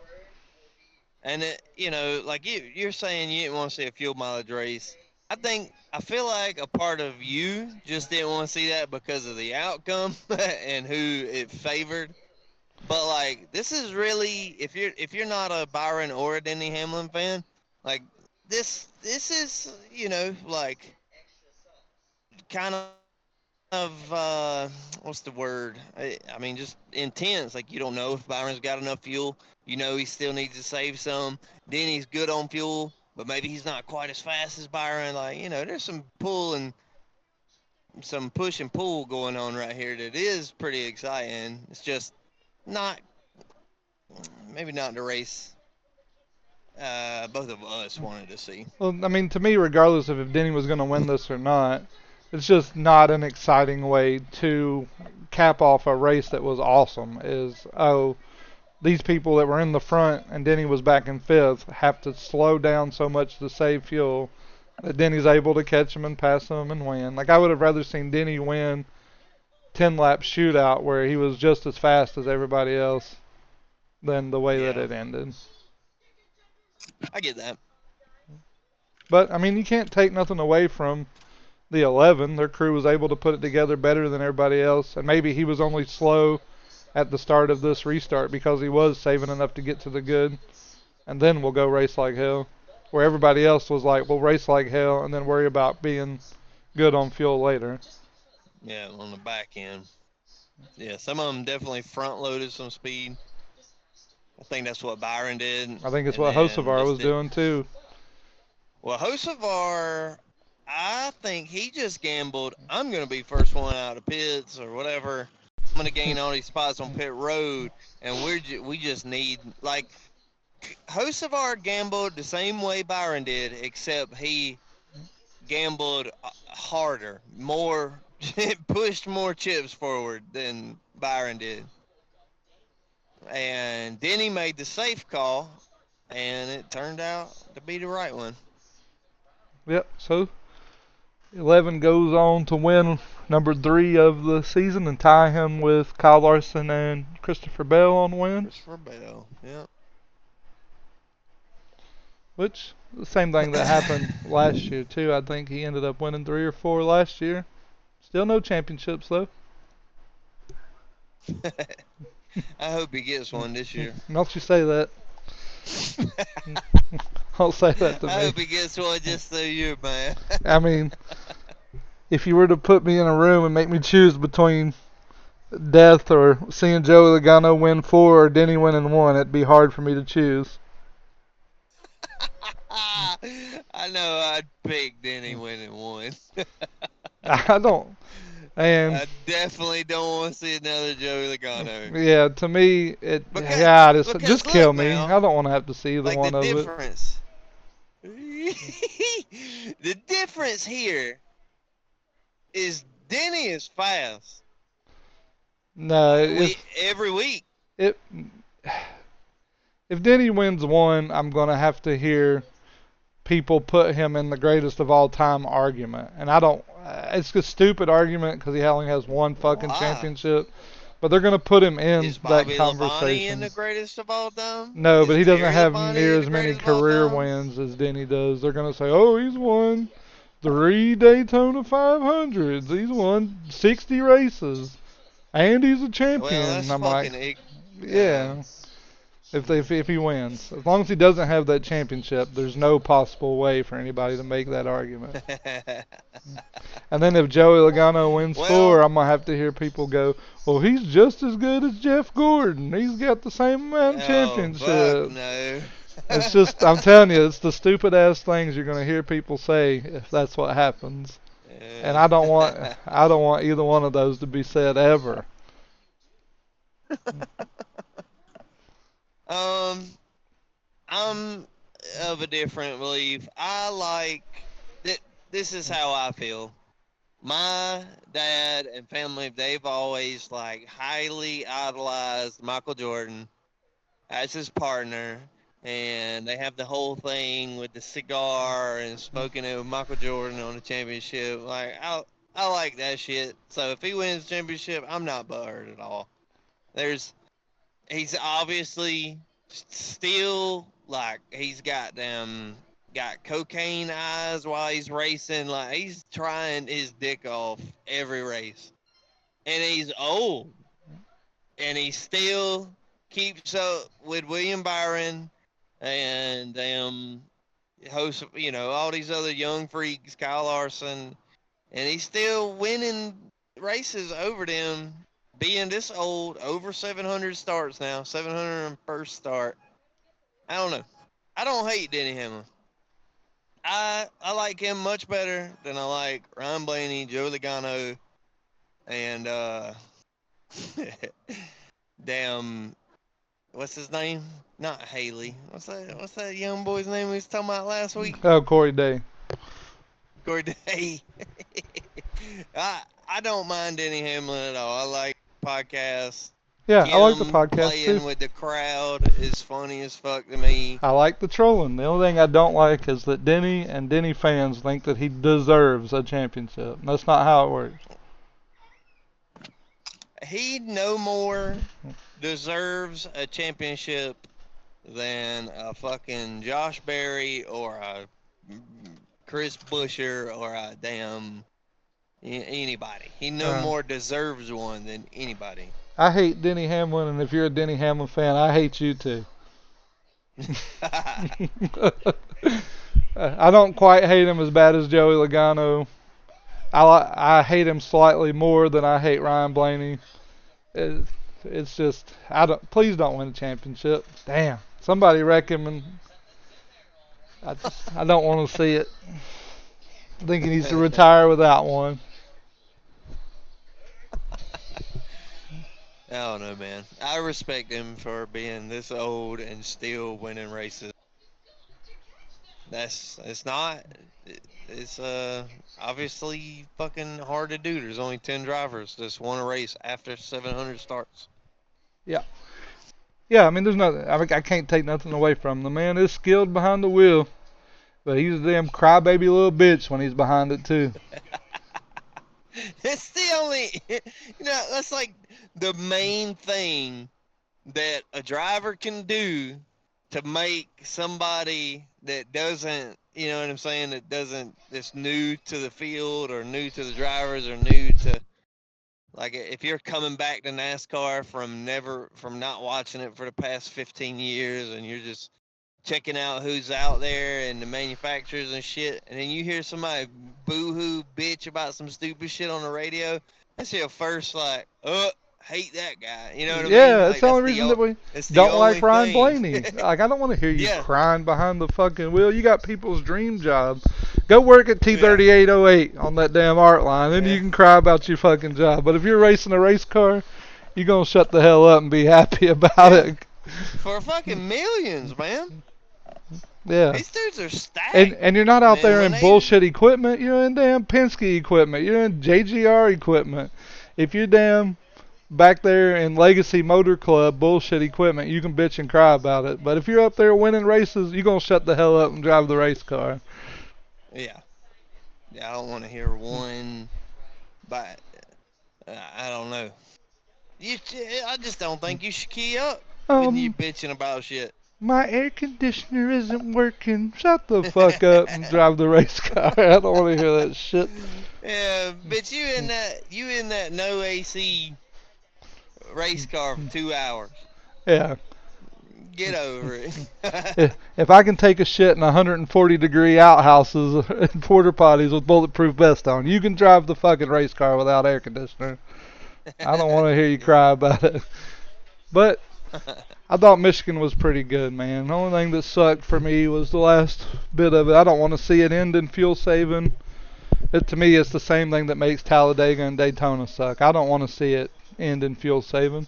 But some people like it. If you did, Michigan was probably a pretty good race for you. Maybe 9 out of 10. For me, it was a 9 through the majority of it, and the last 50 laps kind of lowered it down to like 7.5 out of 10 for me. uh, I thought the the finish, even though it wasn't big passes, big moves, plays being made at full speed, I thought it was still exciting because you just had no idea who had how much fuel, so that added like a mystery, ready, anticipating a twist in the story kind of thing. So I think Michigan's just all around a damn 9. I don't see any real. I mean, that's just the thing that comes with NASCAR racing. That Absolutely. so I just give it an all around 9. I don't know what I could have did make it. I mean, not what I could have did. I don't know what they could have did to make it a better race for me. If they would have I had just like a caution at lap 10 and then came back out with and went green with 6, 7 to go, with Denny up front, William Byron, Carson Hocevar maybe not have blown a tire and been out there, I think that would have been a badass little 6-lap shootout for the win. yeah, yeah, but it could have also been so like that's ideal, you know. But what was gonna happen if that was the case was they pile them up 16 times in a row from 30th back. I would have been okay with Carson Hocevar killing himself, William Byron, and Denny Hamlin, and Ty Gibbs sneaking a win out. I'd have been like, well, that's all right. Fuck it. I think he's still waiting on his first career win, ain't Yeah, we finished P3 here. he? Yeah, so good run for him. But that wraps it up for Michigan. We'll see what happens at Mexico City. First time back there. Road In course. 20 years. We will have I all think the coverage for you next week. And also, if you're a YouTube sub, feel free to stop by the Discord and come watch the race with us. It is loud. Yeah. Turn down. Yeah, Michigan was cool. Gonna see what Mexico City looks like. And yeah, like Ray said, all you gotta do is subscribe, and that'll get you access to watch the live stream with us for free live coverage. Don't even need Amazon. Nope. It also lock you into the giveaway at 25 subs, giving away a Dale Earnhardt pit box Bass Pro Shop diecast. Oh yeah, I can't believe you're giving that thing away. I think it's one of like 4,008 or something like that. Give away at 25 subs. We'll do a random wheel spin to see who wins it. Hell yeah. Can I enter? Sure. I'm a sub. Yeah. I'm not you know, I gonna. love Dale Earnhardt. Oh yeah, me too. He is my favorite.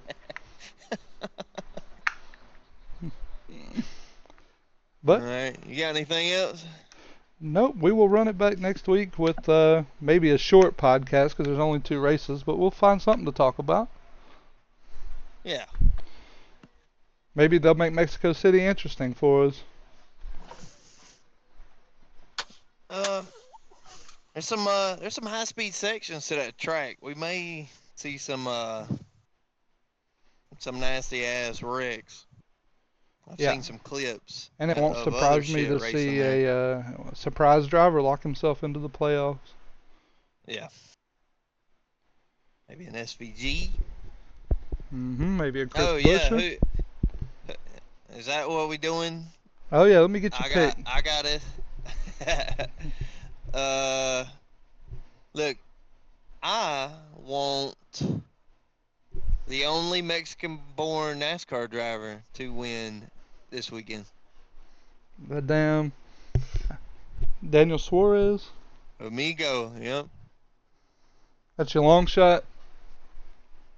Is he a long shot? I don't even know. He is for me. All right, yeah. Give me Suarez and Kyle Busch. I'll take SVG, the obvious pick, and Alex Bowman, fresh out of a damn spinal injury. Sounds good to me. Yeah, he might be in a wheelchair and have to operate the gas pedal with his hands, but I'll take Alex Bowman. Yep, come stop by next week for Mexico City coverage. Gotcha.